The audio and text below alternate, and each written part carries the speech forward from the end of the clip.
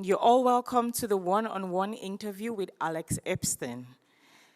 Alex Epstein is a renowned author and thinker in an era of complex, often polarized discussions about energy resources and environmental responsibility. And this session is going to offer a unique opportunity to explore the ethical dimensions of fossil fuel use. Alex Epstein is also a leading advocate for fossil fuels and will present his compelling arguments about why fossil fuels continue to play a crucial role in modern society. He will delve into the ethical considerations surrounding energy choices, emphasizing the benefits of affordable and reliable energy sources for improving human well-being across the globe. Alex Epstein, we're looking forward to hearing from you. We got your tweet, I'm going to Africa, to the Africa Energy Week, to tell the truth. So, welcome to the stage. Thank you.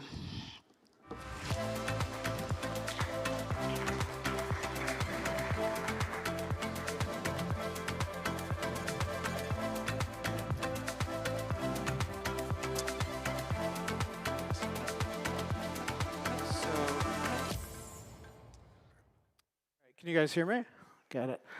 All right, so this is mainly gonna be a one-on-one interview, but I wanted to say about 10 minutes of thoughts first. And so just to give you a little bit of background on me, I've been at this issue for 16 years now. And the beginning of it was, I never expected to be interested in this industry. I grew up in an anti-fossil fuel political environment in the Washington, D.C. area.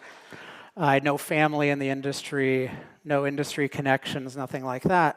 I was actually a philosopher who was just really interested in good thinking. And once I started to understand how important fossil fuels were, I quickly determined that the thinking about fossil fuels made no sense. And in particular, it made least sense of all for the poorest regions of the world, including Africa. So what I observed is that when we're thinking about most products and technologies, we do something which seems very simple, which is you carefully weigh both the benefits and the negative side effects. So if you're considering taking an antibiotic, you weigh the benefits, you weigh the side effects, and then you compare them to the alternatives. Does anyone disagree with this? No, so this is what you normally do. And yet, I started learning about the benefits of fossil fuels. For example, fossil fuels provide the natural gas that are the basis of the fertilizer that allows us to feed 8 billion people. And we have no near-term replacement for that. And so getting rid of fossil fuels means starving the world. It also means starving the world because we need diesel fuel. That's uniquely good for agricultural machines that allow us to be 1,000 times more productive than we would be without them, like a modern combine harvester. And yet, people talk about getting rid of fossil fuels, and they don't talk about the benefits. So this would be exactly like if somebody said, hey, let's get rid of antibiotics in the next few years, and they just looked at the negative side effects and not the benefits. That would be a terrible decision, right? Because you might avoid certain side effects, but you would kill probably billions of people. And I concluded that this was true of fossil fuels. And I thought this was bad for everyone. I thought it was bad for me as an American insofar as we pursued these kinds of net zero policies. I thought it was bad for the developing world, but in particular, it was obviously worst for the least developed parts of the world, particularly in Africa. And so I started talking about this, and really the key to what I'm doing is I'm just being even-handed, which everyone agrees that you should be, but almost no one is with fossil fuels, just being even-handed, looking at both benefits and side effects, not just one or the other, not exaggerating one, not underestimating one. And just by being even-handed, I was able to get a pretty big following. I had 2 major best-selling books, The Moral Case for Fossil Fuels and Fossil Future, and people really started to react well, to the point where in the past few years, I've gotten a lot of interest from political officials, and I now advise 200 major political offices in the United States. So this is US senators, US congressmen, governors, and now 4 or 5 presidential candidates as well. So what I'm going to share with you today is something that's been really taking off and I think is really, really important. And I'm particularly excited to bring these ideas to Africa because I do think you're the biggest victim of the anti-fossil fuel movement. So I'm excited. I'll also say I'm probably going to say some things that make some of you uncomfortable. One of the gifts that I have in life is that I don't work for any government, I don't work for any company. I have my life set up so I can say exactly what I think is true, and that's what I'm about to do. So what I think is true is that, let's put it this way. Everyone is advocating here for a just energy transition, right? This is what everyone's saying, a just energy transition. So let me be clear. I am not in favor of a just energy transition. I don't believe there is such a thing. There's no such thing as a just rapid energy transition to net zero. What I'm in favor of is a just energy expansion. That is what is actually justified. And so I want to make 2 points. One is Africa needs rapid fossil fuel growth, which is totally incompatible with the net zero agenda. So it needs rapid fossil fuel growth, which is totally incompatible with the net zero agenda if Africa is to develop and prosper. And then number 2 is that the net zero leadership is actually very weak, and you can be very effective at challenging them. So the thing I want to take overall is Africans can and should challenge this global net zero agenda. Not just modify it a little bit by saying, hey, we want a transition, but a just transition. We're going to do everything you want, but just let us use a little fossil fuel or give us some money. No.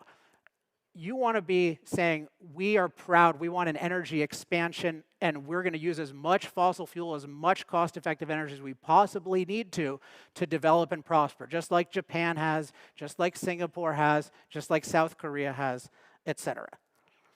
So in case it's not obvious, which it should be obvious, I think, but Africa absolutely needs as much fossil fuel as it can get and it can use to develop. So we know for a fact, these are 3 facts.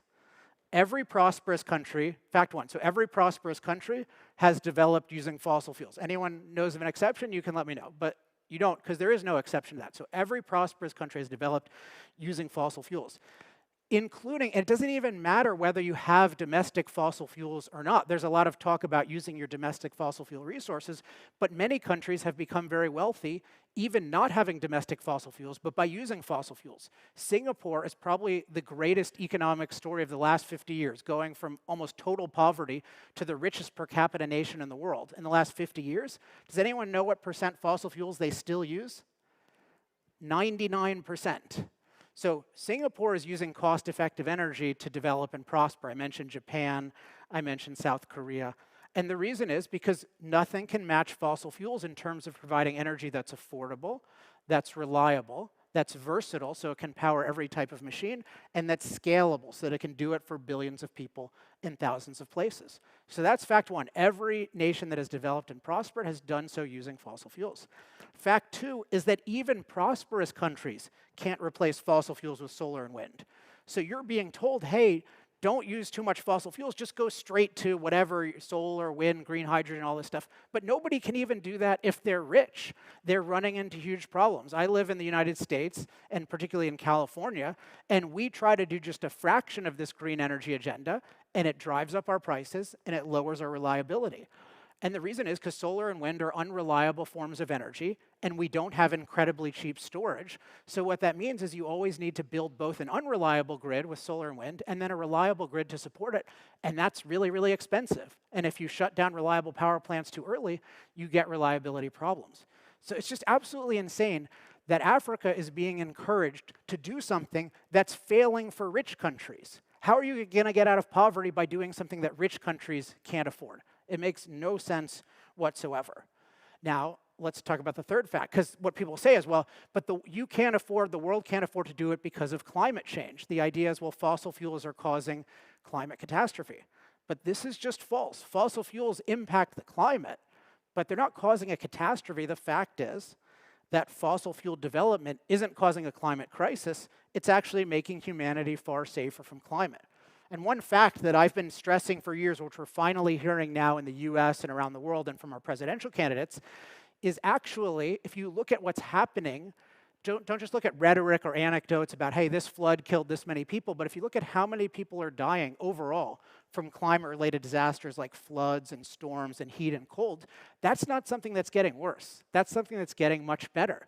The rate of climate disaster death has gone down by a factor of 50. So it's gone down 98% in the last 100 years.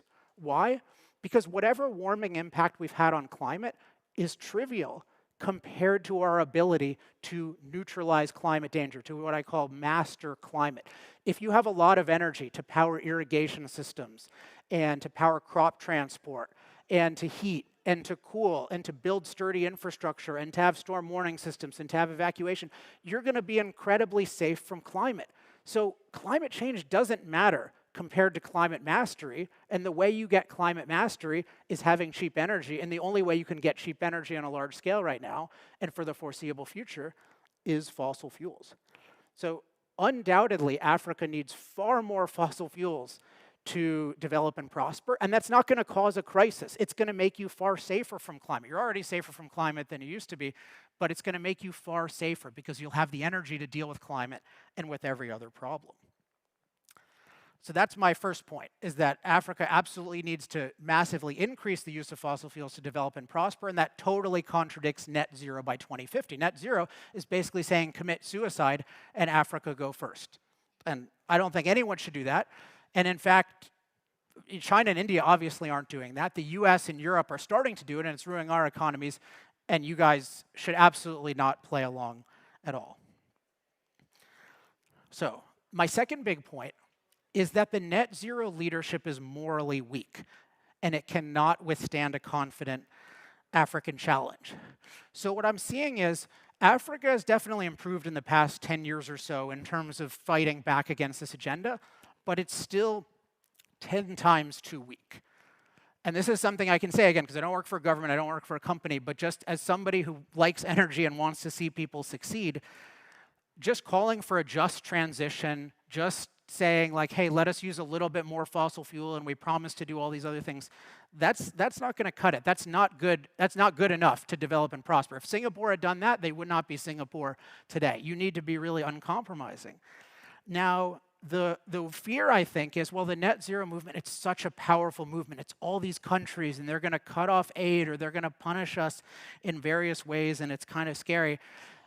And I don't think that's true. I think that if Africans stand up confidently and say, hey, we have the right to develop, we have the right to prosper, it's good for us to use fossil fuels, we're proud of that, we're not going to apologize, I think the prosperous world will just back off.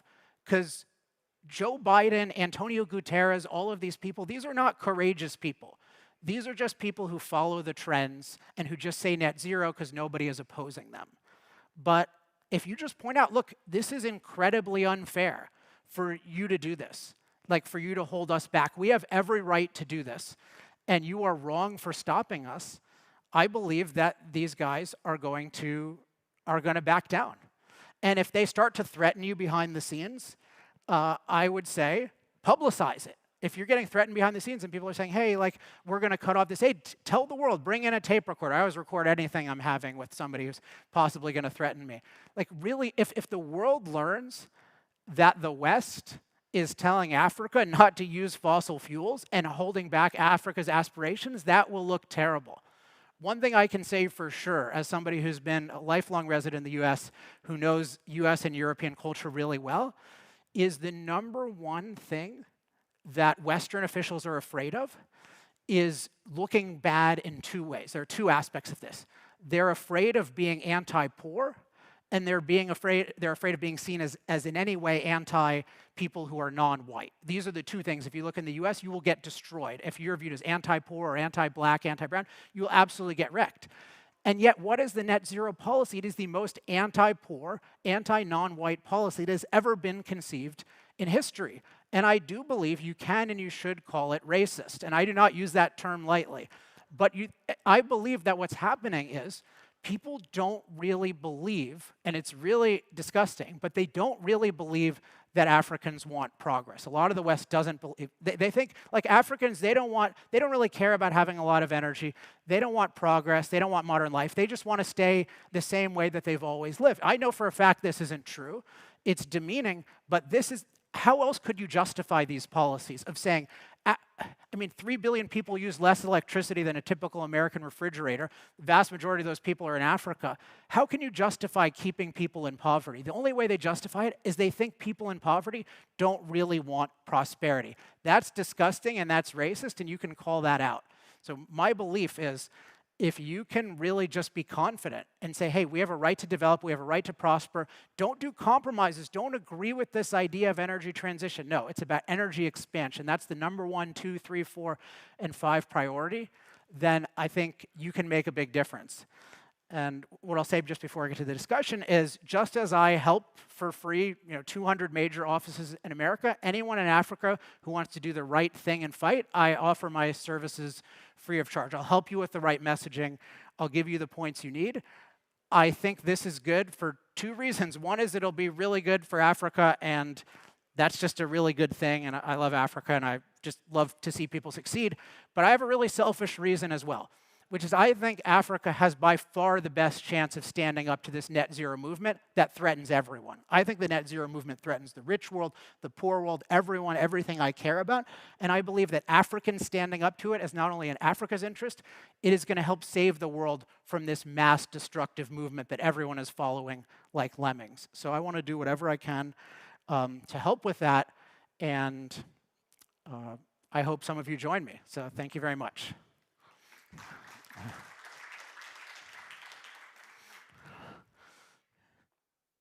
Have that in check. Yes. Okay. Please go ahead. Let me Give him another round of applause, please. Thank you so much, Alex. Thank yes, you. Thank you. Let's bring this in Thank case. you. Yes, so let's chat a little bit further to things that you've said. And there are millions of youth on the African continent who are looking for a better world in terms of the environment.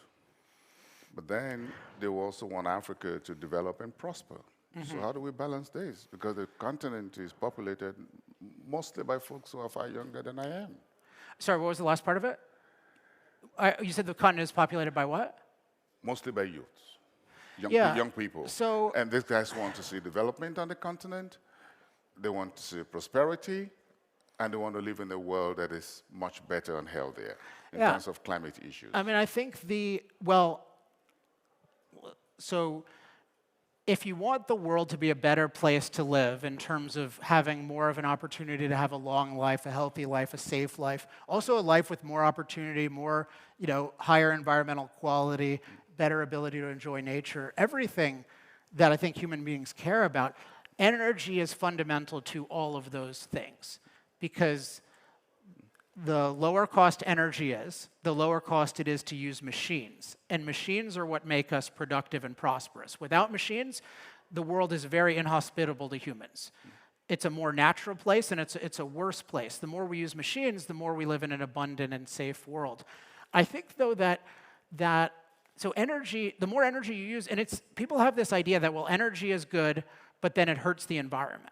But if you think about environment in a human sense, energy helps our environment. For example, I mentioned energy keeps us safe from climate disasters. So here's a question. Are we better off climate-wise today than we were 100 years ago? Does anyone here want to live in the climate 100 years ago with that technology? Raise your hand. Okay, so if you care about climate from a human perspective, then there's no trade-off. Fossil fuels have been good because the climate-related benefits are so much more significant.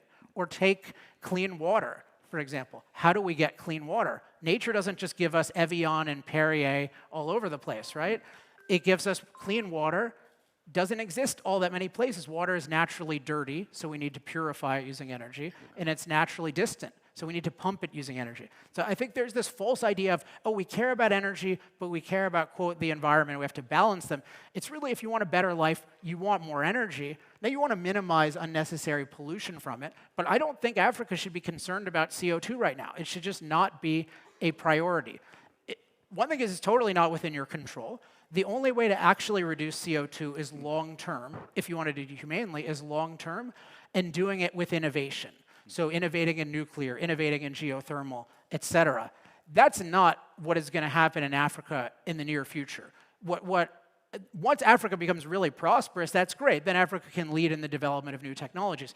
The wealthier world is going to lead in the development of new technologies, but Africa should only be using the technologies that are cost-effective now and for the foreseeable future. I'm sorry, everyone involved in green hydrogen, but Africa should not be focused on green hydrogen, which is totally unproven. It should be focused on using things, including coal, by the way. Like, coal is the best way for most countries to get electricity. The poorest countries get electricity. So if the youth are concerned about, like, if you're weighing it all, let's reduce CO2 emissions with let's get energy, stop that. That's a bad, you don't want to be balancing that at all. Just focus on the energy. Interesting, one of the forms of energy being talked about to help Africa's poor communities in far-flung villages and towns across the continent was to use solar energy and what have you, off-grid access form of energy. And do you think we'll be able to get this to the people at the speed at which you can use oil and gas to catalyze their access to energy at a very low cost level? I mean, the uses of solar, so solar has certain uses that are valid, and it may have more going forward, but it has the basic unreliability problem. So a lot of the cases I see where people talk about solar is they're talking about very, very small scale use. Like, oh, let's power some lights, let's power a radio. And I just, if that's just an intermediate thing to help people a little bit, if you view it that way, that's fine. But it's too often viewed as this is a solution. And again, I think that has a racist component to it, because if no one in the US would think it's okay for me to just have enough energy to power some lights and a flashlight or something like that and a radio. We need real energy. And so these tiny little solar things are not going to do it. What you need is more industrialization, more cities. You need real energy. And we have, I'm not an expert in how to do every aspect of development, but we do need to learn from all the success stories. We've had country after country go from poverty to prosperity by using fossil fuels and by having better political institutions. And I think that's the thing to learn from. Interesting when you look at the amount of oil under the ground, close to 130 billion barrels of oil still under the ground. You've got so much trillion cubits of gas that haven't been harvested by Africa. So the question is, what are the implications if all of these are left untouched under the ground and we just move on? I mean, it's so insane that this is on the table to leave it underground. But when the implications are, you just deprive yourself of a huge amount of potential prosperity, right? I mean, these are oil and natural gas are two of the most valuable things in the world. Everyone is desperate for them, particularly right now. We've had shortages of both. All things being equal, it's really good to produce them domestically if you can. One is it's a major revenue source. Two, if you can add things like refining capacity domestically, it can be a major energy source domestically. So that's exciting as well. So I think it's just obviously a huge opportunity that you don't want to let go. But I would go broader than that, because the real opportunity is the opportunity to use fossil fuels to prosper. As I said before, even if you don't have fossil fuels domestically, you still need it to power modern grids. You look at how so many countries have been successful is they've had a business-friendly environment and they've welcomed affordable energy, and so then people build factories, for example, and they make the labor much more productive and the place gets a lot more productive. We've seen this in country after country after country. So you need that business-friendly environment and you need the freedom to use fossil fuels. It doesn't really matter if Singapore doesn't have any domestic fossil fuels because they can just import them as long as they have a business-friendly environment and the freedom to use fossil fuels, they can prosper. So whether it's, yes, of course the nations that have abundant resources should use them, but everyone should be using fossil fuels to industrialize. So we're just heading to COP28, and what would be your key message for COP28? What do you think Africa's narrative should be at COP28? My key message for COP28 is withdraw from the Paris Agreement.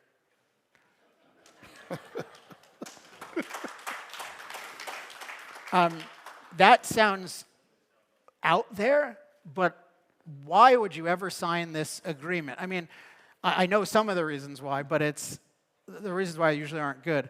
This is an agreement that in its current interpretation says you have to rapidly eliminate fossil fuel use in the next 27 years.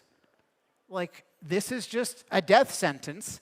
China's not following it. They have 300 coal plants in the pipeline designed to last 40 plus years. India's not following it, but they're trying to get Africa to follow it. And if it even slows down your progress 50%, that is ruining hundreds of millions of lives. So this is the thing. I think, and if anyone knows any leaders who are open to talking about this, if there were 3 African governments that said, we withdraw from the Paris Agreement, you would save the world.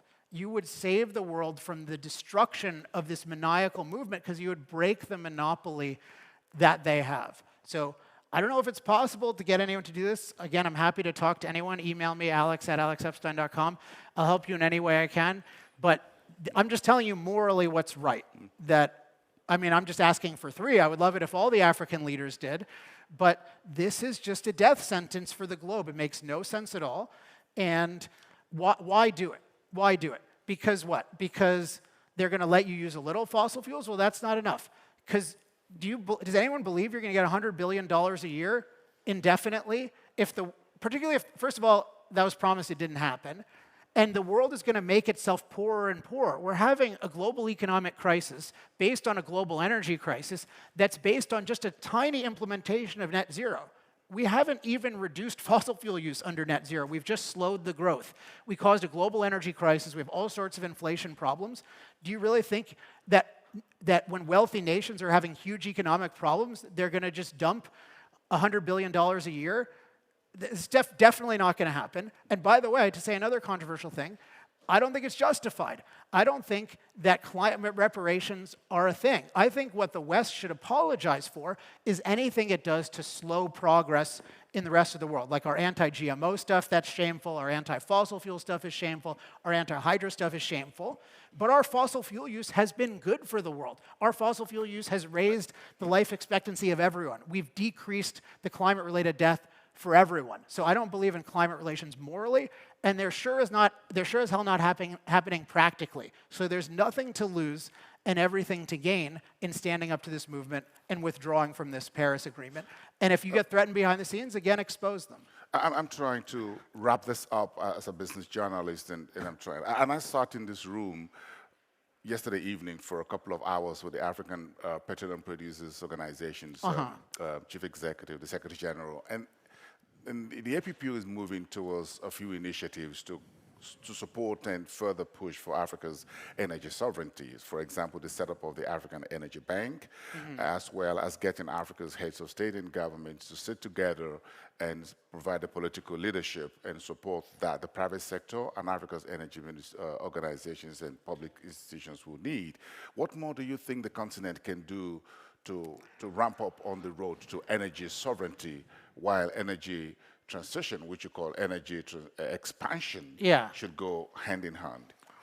Well, there's a lot more that can be done. So there's what can be done domestically, and then what can be done internationally. I think domestically, and this is not something I know as much about, but I know enough in broad strokes, is that you want as much political reform as possible to make African nations business-friendly places to be. That is very important to do. So I'm a big fan. If you don't know of her, check her out, Magat Wade, a Senegalese entrepreneur. She has a new book coming out, The Heart of a Cheetah, which I've just started reading.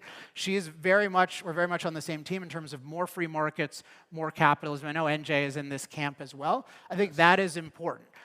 Very, very important. So if you want to know what more can you do, it's not just about developing the resources, it's about changing the government for the better so that more people want to invest here, more people want to work here, et cetera. So there's that element of it. And internationally, which is the thing I know more about, is having a different posture. Instead of just saying, hey, we want a just transition, let us do this, but we promise you your other things, proudly say, no, we are open for business. We want to be great producers. We're investing in this. We're doubling down in this.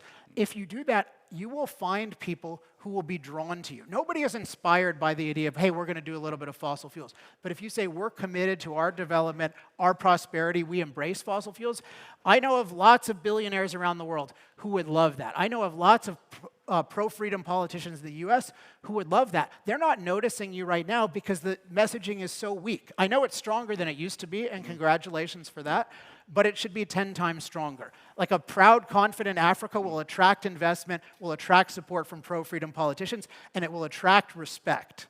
a very strong narrative that we have to take away from the African Energy Week. Thank you so much. Your hands of applause just one for thing, my sorry, friend, two Alex things in terms Epstein. of free giveaways. We have I Love Fossil Fuels pins over there. Please wear them proudly. And then all the remarks I have made, all the information, please go to a website, alexepstein.substack.com. It has my basic remarks here, and it has the talking points that you need to defend African energy freedom. And again, my email is alex@alexepstein.com if anyone wants to get in touch with me. And Thank you very much. and there's no copyright to it. So that's energy freedom. Thank you very much. Thank you you. once again.